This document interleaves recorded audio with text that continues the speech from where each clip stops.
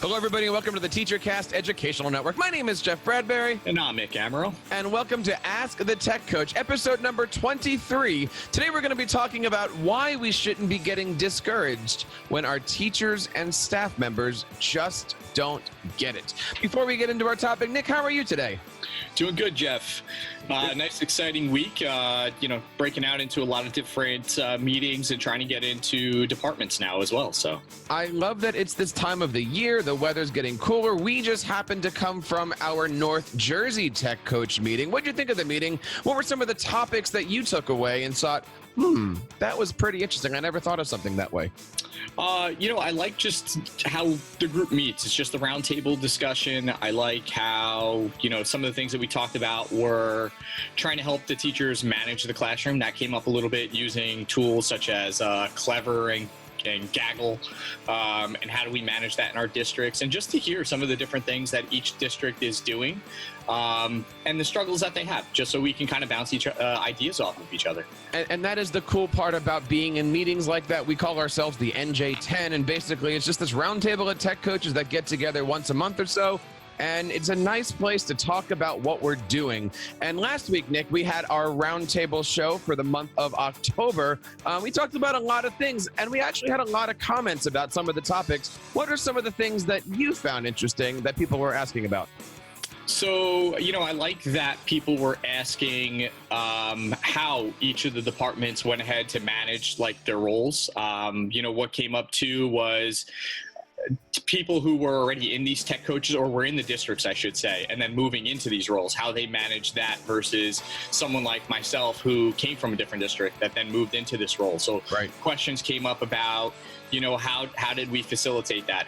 How long did it take for us to get comfortable into those roles? And I thought that was pretty interesting to listen from people, from others, that different from you and I, as far as how we got into our roles, and to hear how they managed it and how they, got to where they are.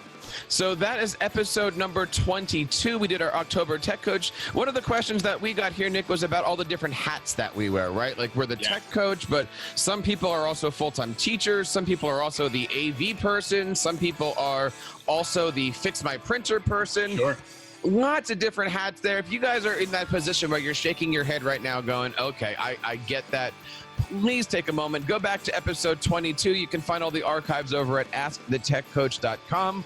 And another topic that we popped up last week was the concept of, should we be breaking that fourth wall in front of our teachers and administrators? Now, I know this was something that was brought up a few times on that episode, and for those who didn't get a chance to check that out, what that really means is, sometimes when I'm teaching, I'm in teacher mode, right? And it's not enough to be in teacher mode, but you're really trying to teach the teachers not just the skills, but how to teach it themselves, right? Like that's really our role here. It's not to really teach, but instruct the instructors. So when I say breaking that fourth wall, I mean, stopping the presentation and saying, look, this is how I put a website together. This is how I put a slide deck together. Here are some of the tricks inside of the slide deck. I'll give you an example, Nick, that we covered here. In our slide deck, I like to put bugs on my slide. Do you know what a bug is, Nick? No, I don't, Jeff. So a bug might be something that you see like on the news, like on the bottom left or on the bottom right corner, and usually it's a logo, right? But for me, one of the bugs that I always put on is our school logo, or on my teacher decks, maybe a TeacherCast logo. And it's just there. It's kind of branding. But what most people don't realize is that that bug is actually a link to a slide. That is a table of contents slide. So that way, while I'm teaching, if somebody raises their hand and says, hey, I have a question about, or hey, could you go back and cover that topic? Instead of flipping back through multiple slides, trying to, and wasting time finding it, I always have a little bug. I click on it. It takes me to a hidden slide with a table of contents for the whole presentation. And that way I can quickly go from, say, slide 35 back to slide 2, find the table of contents, jump into slide 22, and suddenly I'm able to quickly help out people and answer questions that way. So I always think of a bug at the bottom as a jump to perhaps a table of contents. And I these are just little tips and tricks. And often I have to break that fourth wall while I'm doing my PD to show to the teachers, look, if you do something like this, it's going to save time. right? You can always find these little ways to save time. And so if you're looking for more information about that, check that out over at episode 22 over at askthetechcoach.com. And if you have questions that you'd like to ask these tech coaches, you can always reach out to us on Twitter at AskTheTechCoach. We've got a very active community over there, or you can always reach out to us on voicemail over at teachercast.net/voicemail, or email us your questions over at feedback@teachercast.net. And we, of course, we want to say thank you guys for being here. If you haven't heard the show today yet, my name is Jeff Bradbury. I'm an instructional technology coach. I work in 6 buildings, K through 12. Nick, what do you do during the day? Yeah, so, I'm a district staff developer, so that's my official title, but same as you, tech coaching, work for a 2 high school district and, roughly 300 staff or so, but I work with, administrative assistants and students and teachers and CST and guidance and all of that. So just the many hats, right? And the one thing that is certain is that we work with many people, but we also work alone. And we find that this is a great opportunity for tech coaches to get together. We talked about our roundtables. We talked about the different things that we do outside of the podcasting network. And recently, we had our 2nd episode of our mastermind. And for those of you who are just listening to this for the first time, we have a tech coach mastermind that gets together a couple times a month. We talk about all different things that are happening to our program, but we also have our theme. And this month's theme was EdTech integration plans and how they can be used to focus a district, they can be used to really create our stuff. Nick, what can you tell us about our recent meeting on creating that EdTech integration plan? I think it's something that, you and I have gone into. I think either at our districts or ourselves, it's something that we use to help guide where our workshops are going or district initiatives and ideas and things like that, just to help everything sort of gel and come together. What's interesting to hear is that a lot of districts are now looking at these type of plans, or what we found out is some districts that have them that haven't touched them for a number of years. So really updating them and getting into, okay, what sort of, technology should we look at? How should it be implemented? How do we connect it back to the teachers? What sort of PD do we offer? When do we offer it? So I think the tech integration plan really culminates a lot of different pieces. I think what often got kind of missed was that people hear it and they think it's purchasing, right? And I think that came up in sort of our meeting, right? Like, what devices do I purchase and how do we roll them out? No, this is more than that. This is after you've sort of done that. Okay, where do we go from here? How do we get it into the classroom? It's while you're doing that. While you're doing that, sure. Right. Because if it's after you do that, then we're putting the cart and the horse, right? Like, sure. Really, it's that. I think it's everything. I think it could be a culmination of all the pieces. Right. I think it's tying all the pieces together, and it's interesting because in our mastermind group that we have someone who does that part, is a tech director, is asking questions about more of the PD and integration, side of things as well. I agree. And it's so interesting how I'm going to say it. Many school districts do it wrong, right? Like they build their tech integration plan, which says I'm going to go buy iPads or Chromebooks or something. And then they build the ed tech. Well, at the same time, the leadership is saying, we're going to talk about what's in the classroom before we talk about the tools. Well, shouldn't the ed tech integration plan come before the tech integration plan then?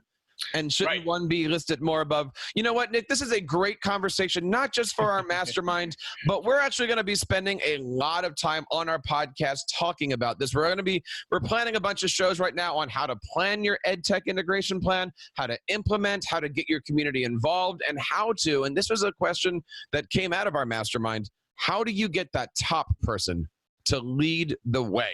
So if you have any suggestions or advice on your ed tech integration plan, we want to hear from you. You can always ask the tech coach over on Twitter, or of course you can email us over at feedback@teachercast.net. And it is going to be a big topic on our next roundtable at the end of November. If you'd like to join us, please let us know. You can leave us a voice message over at teachercast.net/voicemail. Now, Nick, today's topic is all about not getting discouraged when they don't get it. What is our tech tip of the week? So, I think just relating to the idea is when things don't go well, to sort of have just that plan in your backbone. And one of the things I like to do is consider breaking everyone out into smaller subgroups, doing some type of station rotation type model, a modified, if you will.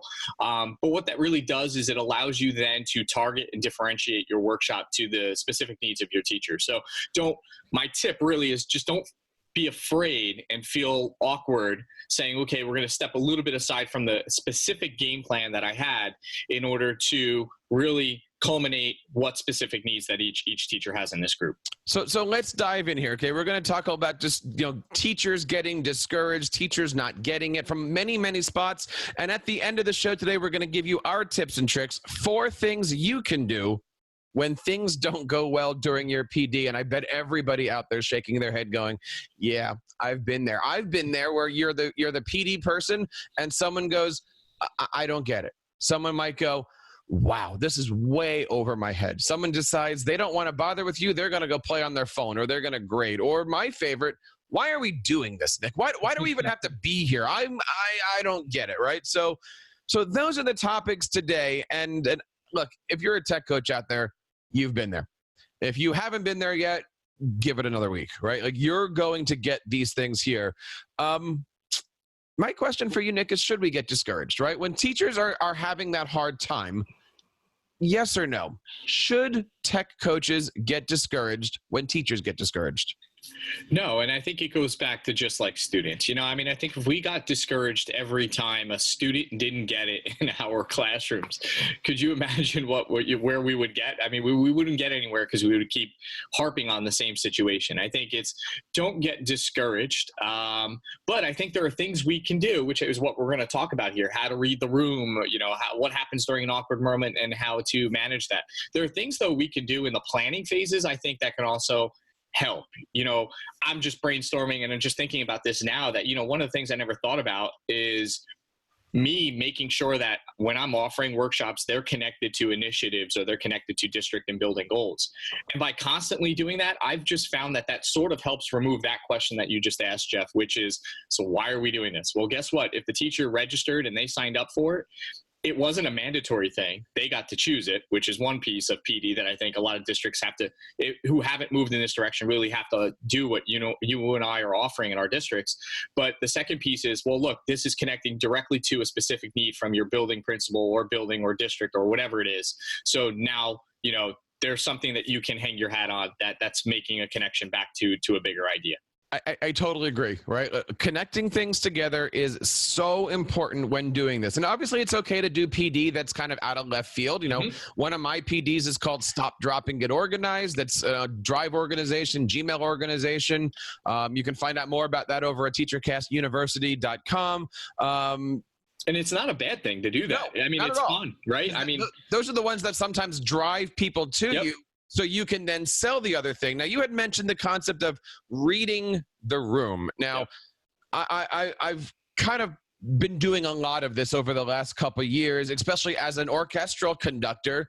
As the musicians are coming in, maybe I'm a guest in the orchestra. Maybe it's the orchestra that I'm the music director of. Maybe it's when I was a high school orchestra teacher. You get to know the kids and stuff like that. As people are coming in, it's the simple art of talking to them. How are you doing? What's going on? How are your kids? What are you working on today? What's new? Why are you here? Sometimes it's easier to say, hey, Nick, why are you here today? Rather than waiting until everybody gets there, doing your whole presentation and going, all right, Nick, what do you want to learn? Because then Nick's in a position where he has to share with everybody hhis weaknesses. Absolutely. But if I can walk up, go ahead. No, it kind of comes back to one of the things we talked about in, I don't remember how many podcasts ago, but when we talked about sort of giving that survey at the beginning of a workshop, right? Like, let me gauge the room real quick, or as people come in, you have that do now question. Like, that's the purpose of the do now in the classroom too, is to really gauge the setting, the students as they come in to see if they know anything about the topic that you're going to cover in that lesson. We're doing the same thing with the teachers. Now, we always have those awkward moments that pop up, right? And the awkward moment could be, you ask a teacher a question and you really do get that deer in the headlights look. Or perhaps you say, hey, Nick, how would you use this technology? And Nick goes, yeah, I don't know. I wouldn't use this technology. Or my favorite one is they give you a scenario and they try to pinpoint, well, the lesson you're teaching me doesn't equal this specific thing I want to do. And you're like, you're right. Maybe it doesn't fit that specific thing, but here's the 9 other things, right?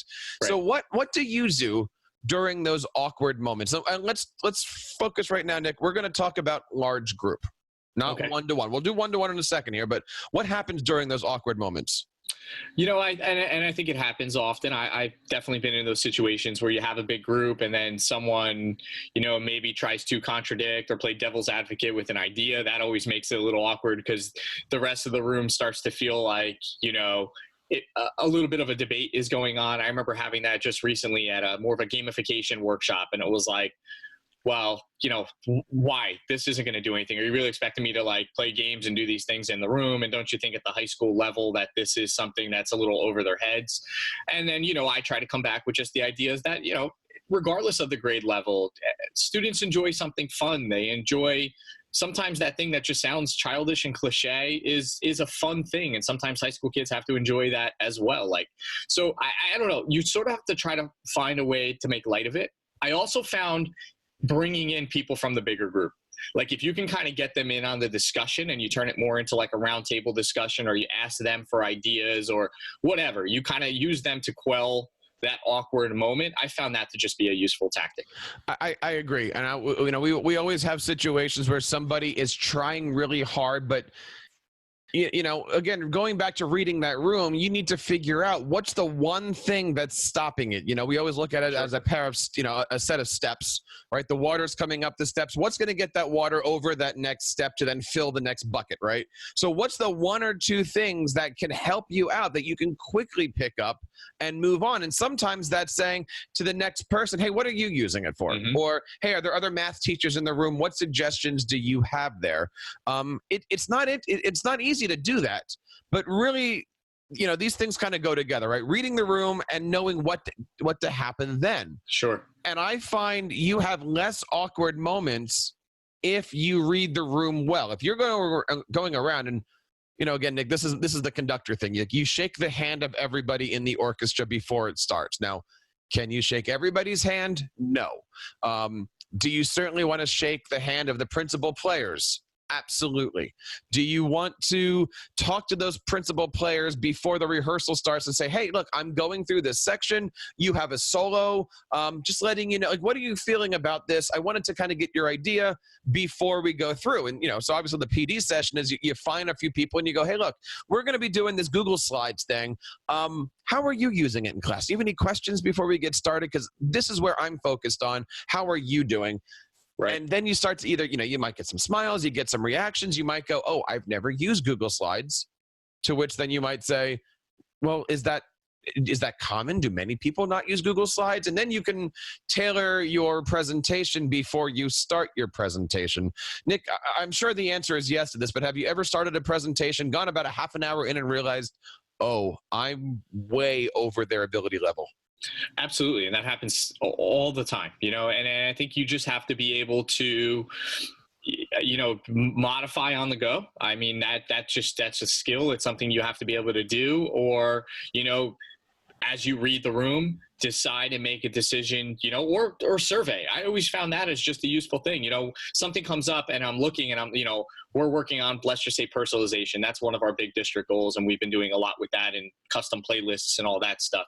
And, I'm working through this workshop and we're going in and I'm starting to talk about self-paced mastery and all these things. And next thing you know, I lost them. Right. Yeah. And then what I always try to do is I go back to a quick survey, a quick raise of hands. I throw a quick poll everywhere, whatever it is. And I decide, let's make a decision right now. Do you guys want to continue moving forward? How many of you feel comfortable to do that? How many of you really want to stop right here? Let's go back and recap, or let's slow down and let's talk about mastery learning. Let's learn about the background of that pedagogy and that teaching style. I always find that to be a useful tactic as well. It's just, read the room, but don't be afraid to kind of survey everyone on the go and see where they are and what they want to do. And that I find comes with the little things. Maybe I've been in rooms where teachers get the big point. Mm-hmm. Right. But then you say something like, all right, we're going to insert a video over here and we're going to keep moving. And you turn around and their eyes are like, you can insert a video on a Google slide. And you're like, yep. Okay. Was it just that person? Is it the room? Do they get the concept? But maybe I need to go back and say, okay, click the insert, click the video, click the My Drive, click the slide. You know, but that goes back to your fourth wall question, right? Which is like, you know, when these situations come up, do we or don't we go with them? You know, like, do I actually now start to go ahead and I start to talk about mastery learning? Do I actually go into, hey, we're dropping stuff into a Google slide presentation, a video, but did you know that you can crop it inside of a Google video or get the video to play at a specific time? Yeah. Like, you know, like, oh, do I do that now? I've had situations where you get a little bit too nerdy with things. Right, and you realize, oh, I'm off my presentation. But I've went down a road where you literally can look around and everybody is right on your every word because that's the stuff that they want to hear. Right. Exactly. And you're sitting there and going, okay, well, I'm not doing what I'm supposed to be doing, but I'm giving them exactly what they need. What they need. Yep. And what they want. But at the end of the day, am I doing the presentation the principal wants me to give? Right. And those are very hard things, right? So the problem that we have here when it comes to tech coaching is we don't have one audience, right? Sometimes we're working in a faculty meeting where they could be in an auditorium hundreds of feet away from you, not engaged at all. Sometimes you're in small group department meetings where you might only have 30 to 45 minutes to get an entire campaign of things done. And sometimes you're working 1-to-1 or 1-to-2 here. So let's talk a little bit about some of the difficulties of working those large groups when somebody doesn't get it. It's, you know, I don't want to say it's, you know, you versus the mob, but at the same time, if one teacher doesn't get it, you could lose the entire room. Yeah. And I think, you know, that to me is a planning phase thing. You know, if I know I'm going in and there's, you know, I can keep track to see how many people registered for my workshops or something. So I go in and I go, okay, you know, I have 22 registered. This is a pretty good sized group.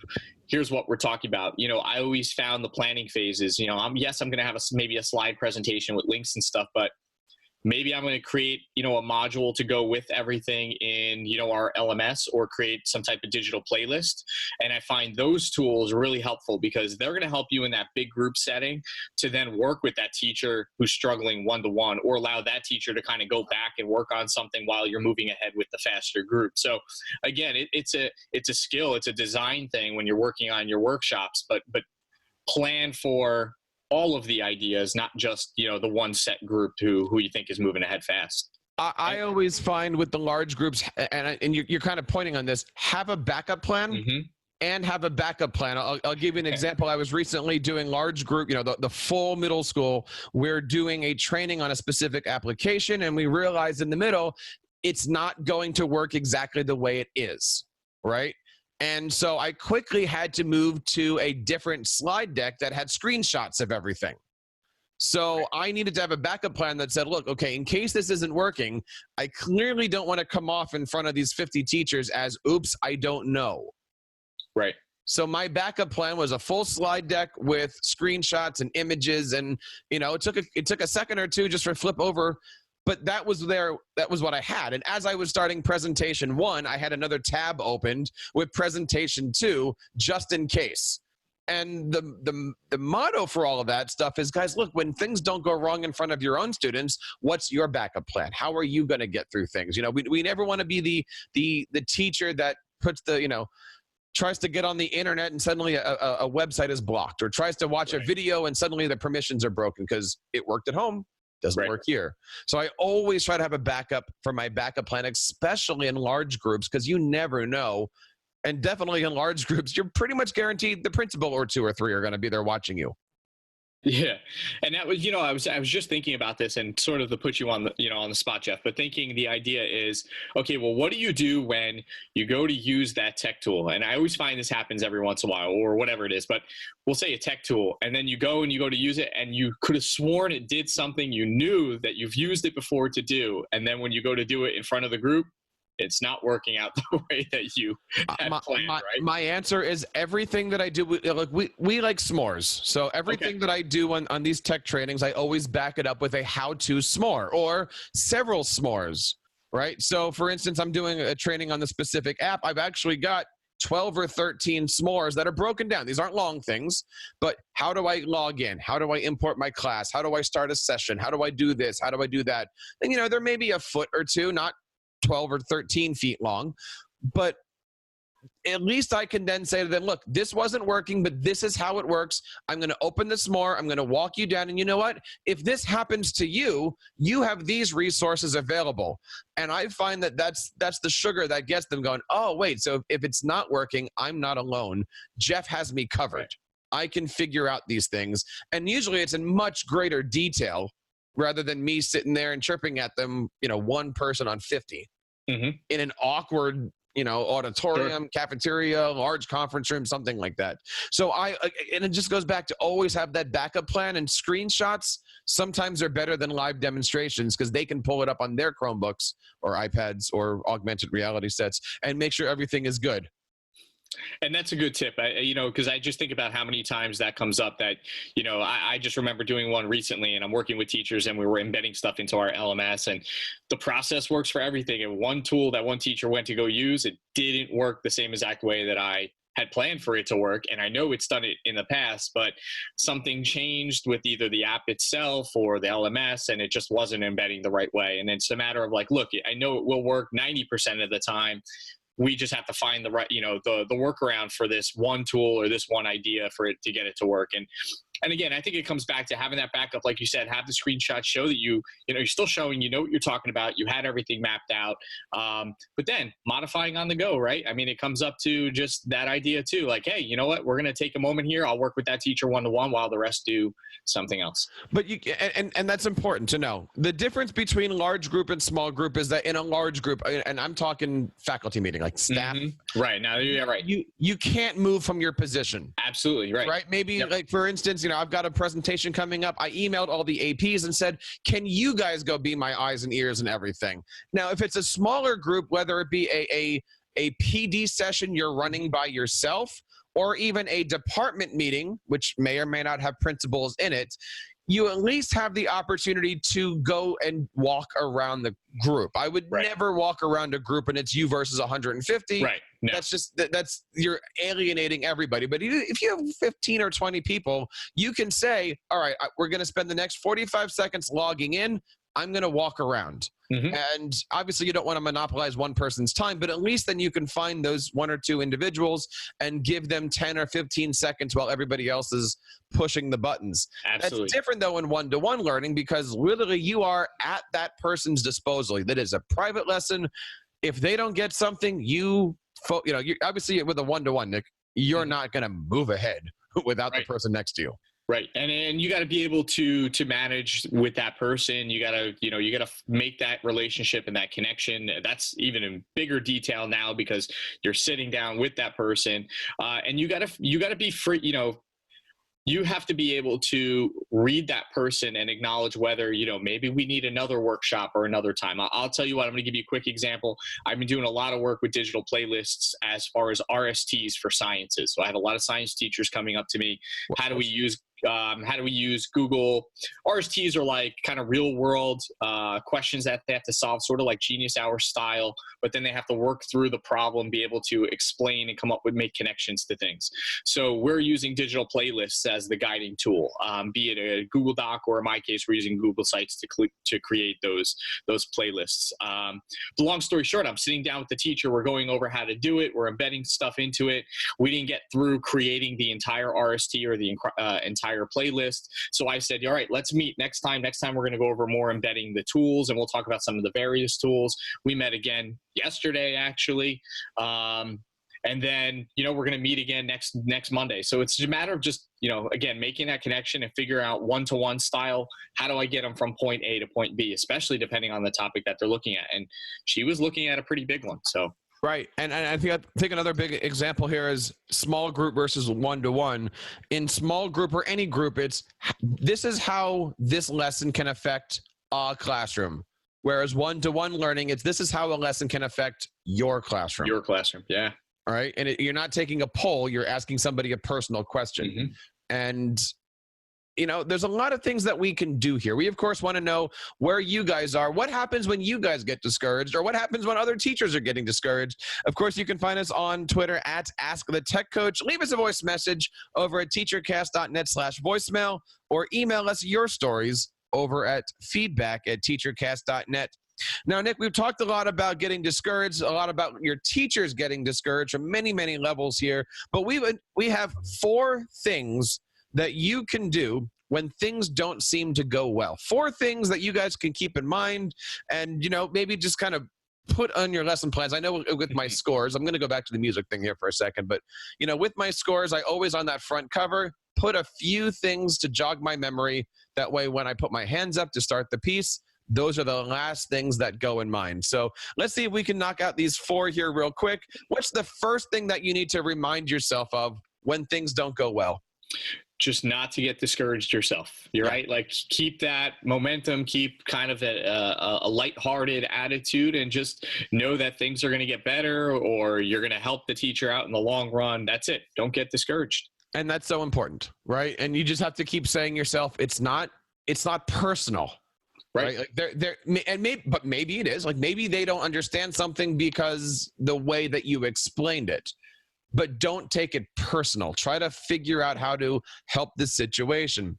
Now, the second thing, Nick, is to, number 1, validate their concerns. Don't say things like, well, it doesn't matter if, do this. It doesn't matter if that, do this, right? Validate their concerns. Don't discredit them. They obviously are getting frustrated because they want to learn. If they didn't want to learn, they'd just shut you down and you wouldn't know they're discouraged. But if you give them the opportunity to express and share their thoughts about things, great. You got to not let them do it for 45 minutes and take up all the time. So you got to know when to work with them on the spot and when to say, hey, let's that's a specific example. I'm free tomorrow. When are you available? Right. So Absolutely. Don't get discouraged. Validate their concerns. Don't discredit them. Nick, what's the third one? Asking them for advice and suggestions. I mean, and that's something I love doing, and just gauge the room. What could I have done better? What do you want to go over? Should we stop here? Just inviting them in. And I always found that when you invite them into the planning and to the style of the workshop, they start to take more ownership of it, and they start to make connections to it even more. And that's important because a lot of times as a tech coach, you're walking into a building you don't live in. So maybe a math teacher says, how would I do this? Well, if there's other math teachers, great. Or if there's no other math teachers, I might go to a different teacher and say, well, what is your administrator asking of you? And that's different than me attacking the person asking the question. I'm opening it up to the group. And that's also, to be honest, Nick, that's buying me time to come up with an answer. Right. Absolutely. Because I don't know every building's needs. Like, building 1 might be different than building 2. Now, Nick, of course, you work in 2 high schools. Even though you might be doing digital playlists in each, the principals might have totally different concepts. Absolutely. And that's where you have to kind of gauge, what is your principal looking for, or what is your department supervisor looking for? And, and then start to gauge things that way. One of the things I will say is a quick little tip is when you ask for advice and suggestions, take note of that. Yes. Because one of the things I love to do is on my tip sheets or crib sheets that I call them, at the bottom, I love to put together a quick so what if. And it's quick ideas of like, okay, what if you used this tool or did this thing? And in history, you did this. And in science, you did this. So when I'm asking for advice and suggestions and I'm overhearing maybe like math talk about something they would do with the tool or this idea, I quickly note that and I put that down on my tip sheet for next time. That's important. And I'm gonna take a side note here. I'm gonna break the fourth wall of this podcast. What do you do when you have the situation where you, again, with you've got multiple buildings, somebody raises their hand and says, my principal wants this from me. And then somebody looks and goes, wait a minute, my principal wants something a lot more than that. And they're all in the same district. And then they start to realize, oh, we have different needs. We have different requirements. And then that becomes the conversation. How do you diffuse that one, Nick? Yeah, that's a difficult one. I think understanding that, it's a culture thing, even though you're in the same district, buildings are different. And that's one thing, is that the culture of the building is different, the specific needs of the students, the type of student that attends those classes. So finding those nuances that maybe you can connect the two pieces together. Well, even though maybe your supervisor or administrator is looking for this extra piece, let's talk about maybe why they're looking for that piece. And like you said, if you can validate that but not discredit even what the administrator is looking for, maybe it starts to make sense now to the other side as well. So I think that's just I don't know. What is that? How to Win Friends 101, right? I mean, that's like reading the text and just being able to. Sometimes it's how do you survive, because it usually right, pops up right. as, wait a minute, you're asked for what in your lesson plans? Oh, I only have to do a lesson plan once a month. Right. And you got to be careful with that, because, us in our role, we're like these liaisons between the admin and the teachers themselves. So you really got to be careful with how you respond to that and how you're going to come off to the teachers, because you don't know what they're going to go back to also even say to an admin, right? So we don't want them to be like, oh, well, Nick said this and he said I shouldn't even be doing that. No, I got to be careful about how I respond to those situations. All right. Let's get off the topic here. Okay. So number 1, don't get discouraged. Number 2, validate their concerns. Number 3, ask audience advice and suggestions. And the last one here, we kind of touched on it a little bit already, but provide that follow-up support after the session. Find those 2 or 3 teachers and say, look, do you need any help? Is there something I can give you? Can I find a video for you? Would you like to meet tomorrow? Was there something I said that you might want me to explain quickly? Can I whatever, right? But the idea here is you're locating those moments in the group to then create those one-to-one moments, because you're not going to get everybody from a PD session to want to work with you afterwards. If you can get a percentage of them, I think you're on the right track. So, Nick, 4 things that you can do when things don't go well. I think it's safe to say all of us have had moments. I'm sure people out there listening are shaking their heads at the camera or at their iPods right now, going, hey, we've all been there. And that's why we want to learn from you guys. You can always find us on Twitter at AskTheTechCoach. And, please share your stories with us. We are all here together. That's why we've created our Tech Coach Mastermind, which meets every week or so. And that's why we are here to help out each other. Nick, any closing and final thoughts on this topic before we move on? No, I think, again, just keep it lighthearted. Just know that the work that you're doing it's making a difference, and don't get discouraged when everyone, doesn't get it every single time. Now, next week, we have some great shows coming up here all throughout the week of November. It's going to be a busy week of November. I know for us, we've got the NJEA convention coming up. I'm going to be bringing the TeacherCast booth down there. We're doing, Thursday, we do every hour on the hour. I'm doing Google Slides presentation, sites, how to do WordPress, podcasting. If you're listening to this in the state of New Jersey, check out the NJEA convention down there in Atlantic City. There's a lot of stuff going on. And then, Nick, I'm going to be crazy because that same weekend, I'm actually getting on an airplane and flying to Seattle. And I'm going to be participating at the ISTE conference. Yes, ISTE is having a creativity conference in Seattle in November. It's the weekend after Election Day, where I'm going to be going out there and teaching podcasting and working with great teachers and sharing all that ISTE has to offer. So look for some great content coming out of TeacherCast.net for that. But shows coming up on November 5th, we've got a great topic. What are we talking about on November 5th? Yeah, this is a good one. I mean, and this was provided by a lot, just speaking to a lot of people in our mastermind and roundtables, was how to provide direction when there is no direction.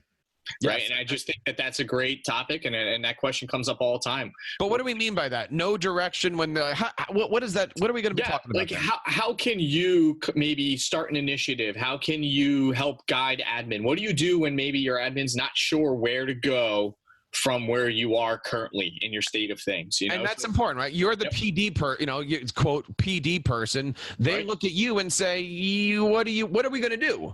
Right. And quite often you have to train the top of how to do this. They can't just drop you off in the middle of a faculty meeting and say, go.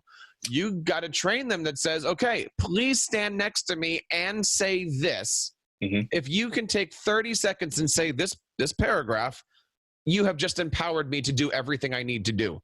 But if you don't, I'm yapping in front of a projector, and that doesn't work. So how do you provide direction when there is no direction? And that's going to tie a little bit into the tech integration plan as well. But also then on November 12th, please make sure that you check that out. These are all Mondays, by the way. What makes a good faculty or department meeting PD?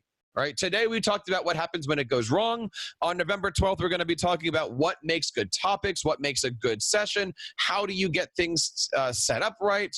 Lots of different things going on there as far as faculty or department meeting PD. Lots of great stuff happening in November. And of course, at the end of November, we've got our monthly roundtable, and we want you to be a part of this. Check us out over on feedback@teachercast.net. Send us an email. We would love to have you on the show and be featuring the great work that you're doing in your school districts. Our freebie today is going to be over at askthetechcoach.com, episode number 23. Check it out. We've got some great things for you. Nick, any final thoughts on anything that's going on in the world of tech coaching, PD, sessions? What do you think?